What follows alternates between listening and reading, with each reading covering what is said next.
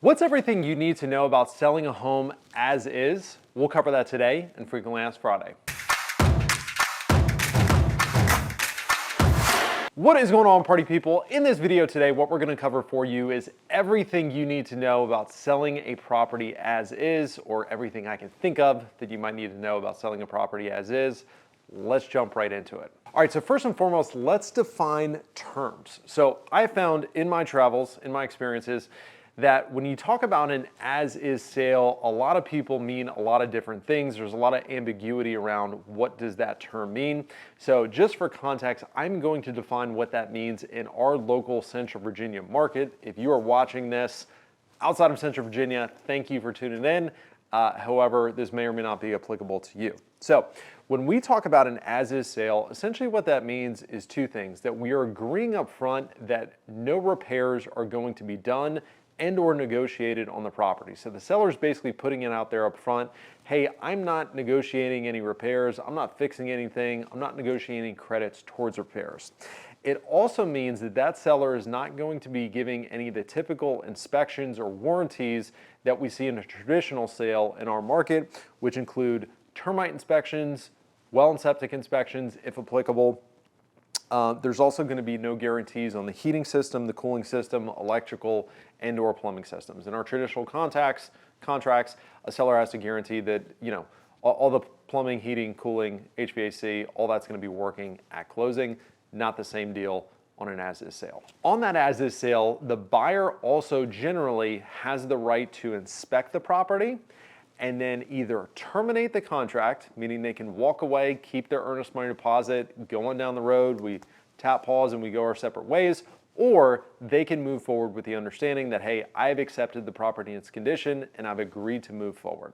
And that's the one thing that most sellers forget, is that if they sell their property as is, they generally have to give that buyer the option to terminate the contract if for whatever reason they don't like the home inspection. Now, let's talk about what I've experienced as far as why sellers want to sell as is, okay? And what I'm gonna do for you, I'm gonna break down the reasons that I don't think you should sell as is, and then I'm gonna break down the reasons where I think there are legitimate reasons to sell as is. So the first thing that I find is reasons not to sell as is you don't want to have the hassle of negotiating repairs, but you also wanna get top dollar, right?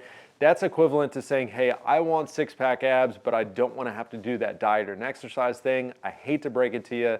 You are not able to have your cake and eat it too.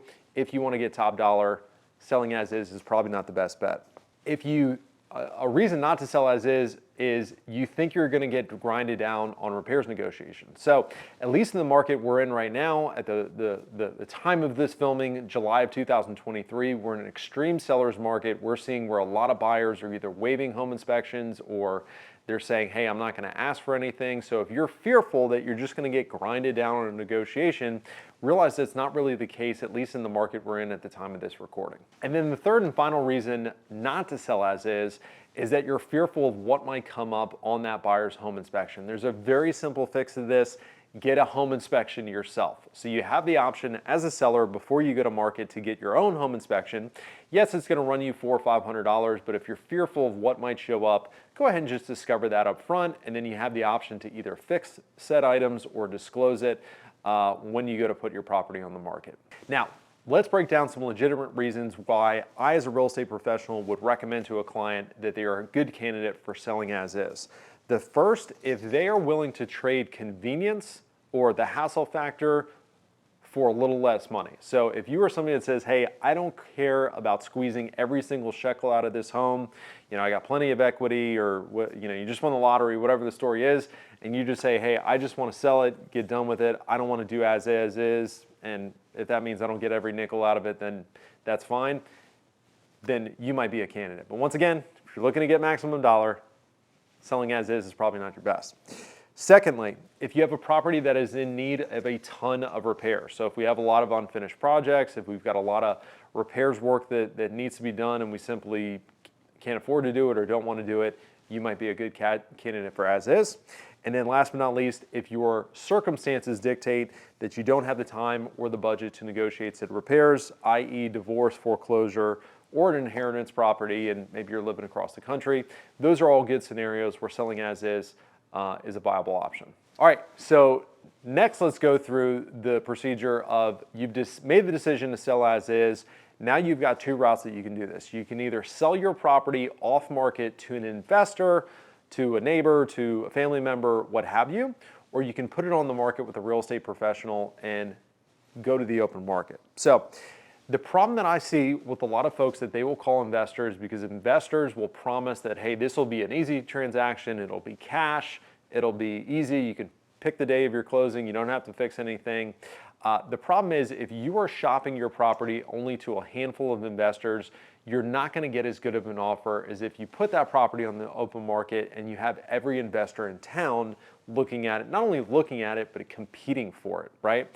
And realize, guys, that the professional investment companies that you see on TV, that send you mail, that send you text messages, that show up in your email inbox or show up on your social feed, those are folks that typically make the worst offers because they have the margin to market, right? If they've got enough money to market to get themselves in front of you, they are generally not going to be your best option because they're going to have the widest spread of between what they buy your property for and what they're able to go sell it for after they fix it up or do whatever they do with it. So realize those professional investment companies are typically going to give you your worst offers. All right, so let's talk about the process of selling a home if you were to hire a real estate professional like myself. So the first thing that I'm going to recommend to you is to get a home inspection on your property. You might say, Chris, but we decided we're not going to fix anything. Totally understand.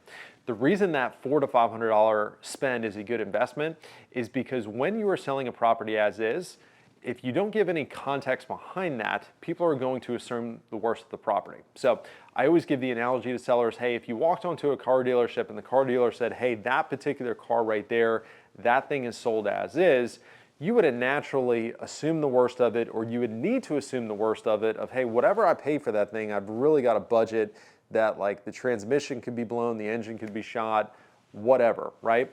But when we do a home inspection, what we do for that buyer is we quantify what's wrong with the property and then in turn what's not wrong with the property, right? If the buyer is able to quantify, hey, this is what I know I'm going to need to address, I kind of know what I'm getting myself into, not only are they more apt to give you an offer, they're more apt to give you more money for the house because they know what's wrong with it and what's not wrong with it. Getting that home inspection is also going to give you the best shot of buyers completely waiving their home inspection, so that way, because the home inspection's already been done, so that way they know once they come in and make you that offer and you accept that offer, you're moving yourself on to closing. So once we get that home inspection, we're going to want to price the property appropriately, right? We've decided to sell as is because we don't want to fix anything, so we need to price it appropriately. So we don't want to underprice the property, but we want to think through how much money would it take for a buyer to fix this property up, to get it up to, par condition. And then generally what I find is we need to leave not only the repairs costs. So let's, for example, say a property would be worth $400,000 if it was all fixed up and it's going to take $50,000 to get it there. We may be able to price it $350,000, but what I found is we typically want to price that property at $325,000 because we want to give some incentive to buyers that, hey, if you come in and you spend all this money and you do all the work, you're not just getting back to what this property would be worth all fixed up, but you're going to have some equity, you're going to have some meat on the bone once you get all done with the property. So that's how we found to price the properties accordingly. And last but not least, realize that when you are selling your property as is with a real estate professional on the open market, you can still dictate all those same terms that you might be advertised from a professional investor. So we can still dictate the fact that we'd like to be able to stay in the property until a certain time. We'd like to select the move out date. We'd like to have a rent back of some sort so you can go buy your next property, and or you might be able to dictate, or we can dictate that, hey, anything that you don't feel like taking from the property, you get to leave behind. We've done that plenty of times, and most of those buyers, they plan to put a dumpster in the driveway anyway and rip out the kitchen, rip out the bathrooms.